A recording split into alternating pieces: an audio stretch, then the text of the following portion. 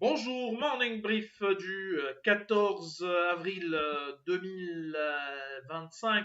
Alors, une semaine qui s'est caractérisée par une forte volatilité à l'échelle internationale et surtout baissière. La bourse de Tunis a été épargnée parmi les rares entreprises du monde à être épargnées par cette forte volatilité qui a caractérisé la semaine dernière puisque le Thun Index avance de 0,12% sur l'ensemble de la semaine, renforçant ses gains annuels à 10,75% depuis le 1er janvier 2025.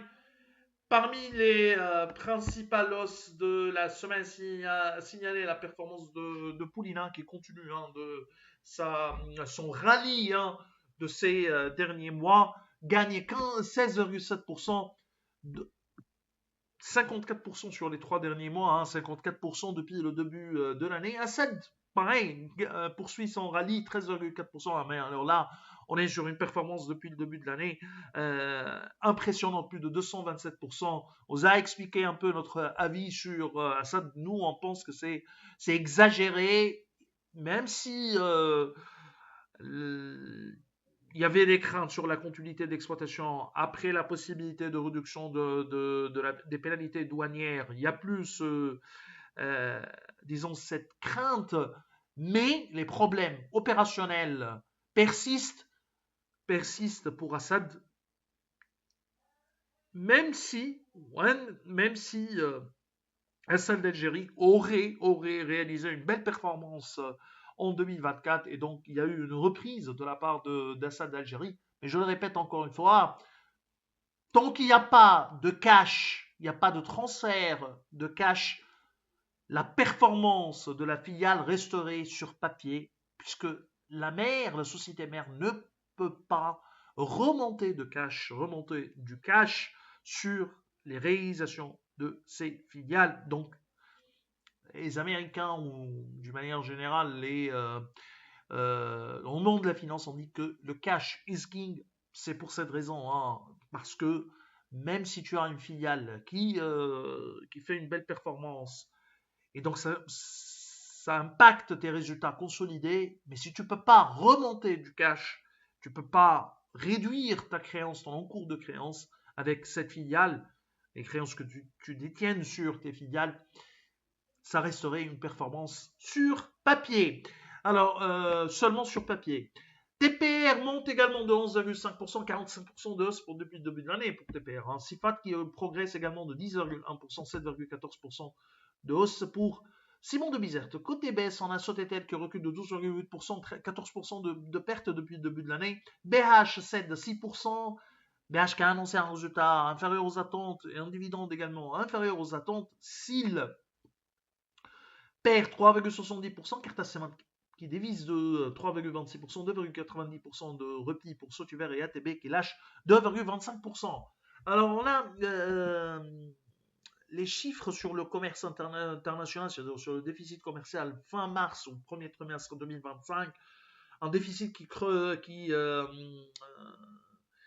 se creusait à 5 milliards 50 millions de dinars, 1 milliard 532 millions de dinars sur le mois de mars. L'année dernière, c'était 3 milliards 27 millions de dinars. Et surtout, l'année dernière, c'était un déficit essentiellement lié au déficit énergétique, alors que cette année, avec la baisse des prix du brut, et ça va continuer également, ou se répercuter surtout dans les 2 prochains mois, si bien sûr le prix du baril n'augmente pas et ne devrait pas trop augmenter. Donc, le vrai problème pour la balance commerciale tunisienne, c'est la baisse des exportations. On est sur presque 6% de repli sur le premier trimestre. C'est une continuité des derniers mois de 2024, donc ce n'est pas seulement ces 3 premiers mois. Et surtout, l'impact ou l'effet de la guerre commerciale lancée par Trump ne s'est pas encore reflété à travers les chiffres et à travers le commerce international, avec une demande européenne qui a déjà reculé. On verra un peu l'impact de la guerre commerciale normalement à partir du prochain mois, mais surtout à partir du mois de mai. Donc, Situation de la balance commerciale inquiète un peu, euh, ce qui maintiendrait les réserves de change sous pression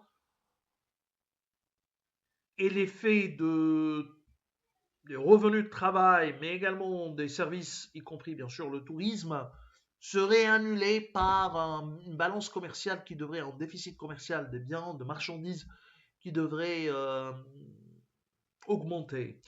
Alors, on a également, selon Reuters, l'agence de presse Reuters, en fait, citant des sources au sein du secteur bancaire tunisien, les banques privées tunisiennes vont arrêter d'accorder des crédits à taux d'intérêt fixe et ont une maturité qui dépasse bien sûr 15 ans.